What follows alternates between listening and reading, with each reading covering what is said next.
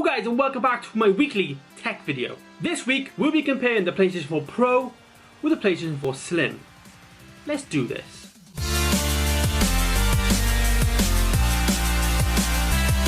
Now the first generation PlayStation 4 was released in November 2013 and it was a beast. It was so good that it outperformed Microsoft Xbox One as the best selling game console for 2014, 15 and 2016. With an estimated extra 23 million more PlayStation 4 sold over the Xbox One, therefore there are a lot more PlayStation gamers out there. However, as Sony has issued mid-cycle updates to the PlayStation 4 lineup before, they have kept up with that tradition, this time releasing the PlayStation 4 Slim in September 2016 and the Pro in November 2016. Now there are multiple differences between these two consoles. The most notable difference is the capabilities of 4K on the Pro model. Now I've done an entire video in the past about the state of 4K in 2017, so be sure to go and check that out if you want to know my more in-depth thoughts about this situation. Now the Pro has the ability to game in 4K resolution, but exactly how many of those games run in native 4K? And it's actually quite a lot, which actually really did surprise me.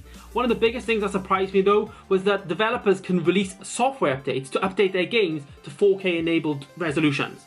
Like, I didn't think that was possible to release an update for 4K from a 1080p game, which is mind-boggling. What shocked me about the game compatibility though is that the likes of Call of Duty 4 Modern Warfare Remastered and The Last of Us, these games are from previous generation consoles and have been remastered and re-released to support the latest generation consoles. But what's more impressive is Call of Duty 4 Modern Warfare is 10 years old in November. These games run at native 4K.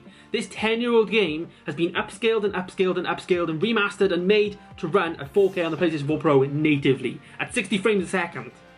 This is exciting news. The inclusion of 4K, I also speak about HDR in my other videos, so like I said, go and check that out. For both these consoles have HDR capabilities as long as your TV has it, so go and check that before you even think about any one of these. But next, let's talk about design. One thing I instantly noticed about the Pro model is that it weighs so much more than the Slim. The Pro comes in at 3.3 kilograms and the Slim comes in at 2.1 kilograms. But weight isn't a problem because a console usually just sits on your entertainment stand anyway. You're not physically carrying your phone, like, you know, with your phone for instance, you're carrying your phone around. Console, it just stays on the shelf, so weight doesn't really matter. The Slim though has a really nice footprint and is extremely portable if needed to be. It's lightweight and is only 1.54 inches thin. The Pro model on the other hand is a sandwich. When I first seen this, I instantly thought of an Oreo. It just looks like an Oreo. It might be much thicker than the Slim model and have a larger footprint, but it's needed as there is so much more internal specs to cram into this thing. The I/O on the back of each console is different as well. The Slim, just like the original PlayStation 4, has two USB ports on the front. At the rear of the console we have an HDMI, an Ethernet port, a power adapter, and an aux port for things like PlayStation VR and the camera. One noticeable absentee though is the reduction of the optical audio output.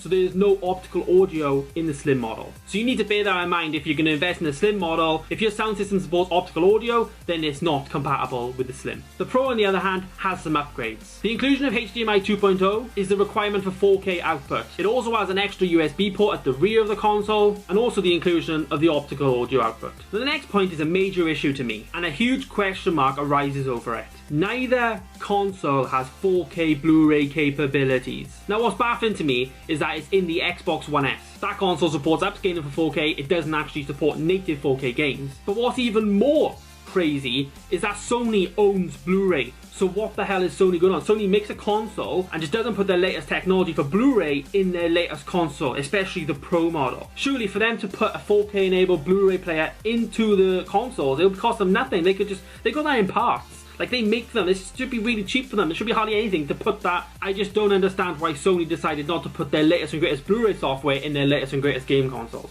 when Microsoft did. It just baffles me. But why is Pro called Pro? That's the question a lot of people are asking. Now both consoles share an AMD Jaguar x86 64 8-core CPU. This has had a significant boost in clock speed from 1.6 GHz to 2.1 GHz. However, it's in the GPU where there is the most significant performance upgrade. Its power has been doubled. In total, the GPU has jumped from 1.84 teraflops in the Slim to 4.2 teraflops in the Pro. This significant bump enables 4K gaming. The Pro has also added the bonus of an extra 1GB of DDR3 RAM. This will be used for non-gaming apps. in order to free up the faster GDDR5 RAM for the ultimate gaming performance. The Wi-Fi on both consoles has also been upgraded to 802.11ac and the Bluetooth going from version 2.1 to version 4. So in conclusion guys, which one should you get? The PlayStation 4 Pro is undoubtedly a substantial step up from the original PlayStation 4, but if you want true 4K gaming, it's the only console the PlayStation offers right now. On the other hand though, for casual gamers, the PlayStation 4 Slim is a sleek, quiet and modest upgrade over the original PlayStation 4. However, the PlayStation 4 Pro visually has the addition of an extra layer, but its internals have been beefed up considerably. A much faster GPU and the much more overclocked CPU simply to enable the 4K capabilities. So the answer largely depends on if you have a 4K TV or if you even plan on upgrading to a 4K TV. If you are, then obviously the PlayStation 4 Pro is the way to go. So there you go guys, let me know your thoughts down below and I'll catch you in the next video.